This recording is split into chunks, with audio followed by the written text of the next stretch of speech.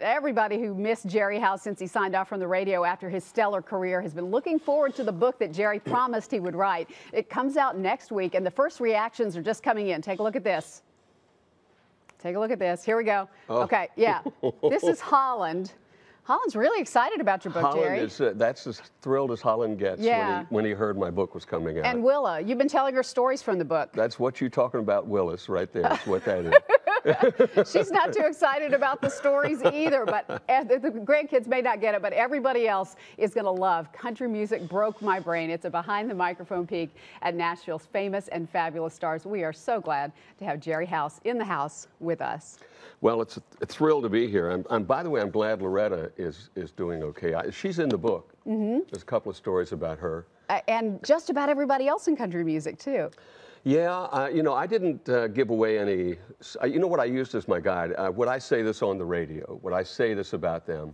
Because I didn't want to have to move to Peru when the book comes out. So, but I told a lot of behind-the-scenes stuff, you know, I mean, George Jones and Loretta and some of the early icons that I kind of knew when I first got to town. And then, of course, Reba and Martina McBride and Hunter Hayes.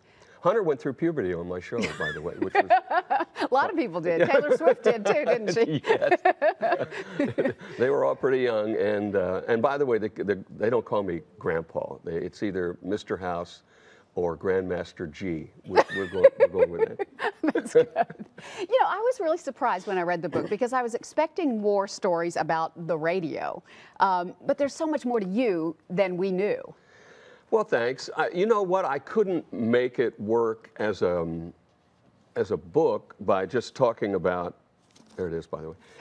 We'll show it in a minute. Okay. I couldn't make it work as a book just saying what we said on the radio, and then we went into the station, and then this guy came in, and that guy came in.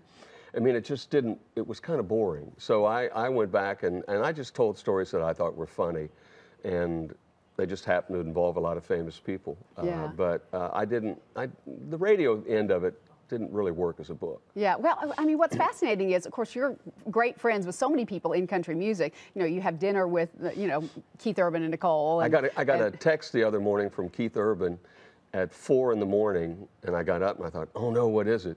And he was in Morocco. Nicole is, yeah.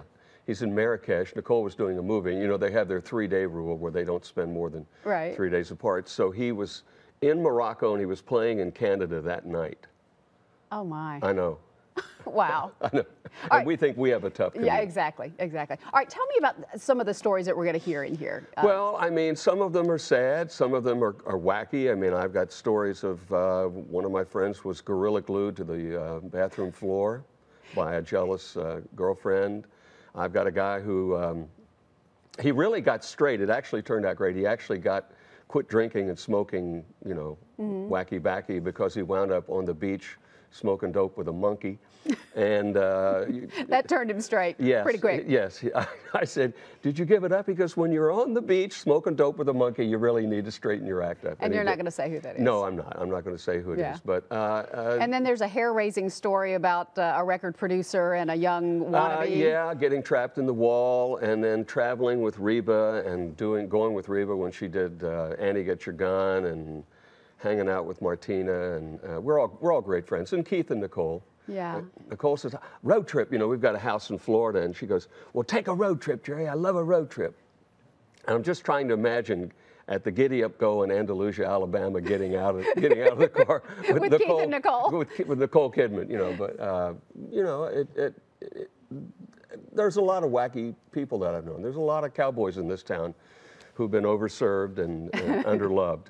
Well, like I told you before, this book struck me in so many different ways. It's you know, goofy, it's smart, it's deep, it's really endearing. There's so much to read and to really appreciate in there. It just made me miss you all over again. Can I go with goofy, smart, and deep? As that'll be and endearing too, because it really is. I really think people are going to love to read this. I wish we had more time to share some of the stories, but I want you to buy the book, and so does Gerry, because you need the money, right? I do. I've got 2 little new people that I want to buy, and you know, if you buy anything for twins, and each thing costs $780, and then you have to buy 2 of them. It doesn't matter what you buy. Okay, you wanted us to show the book. It's really big behind your head right back there. Oh, yeah, look.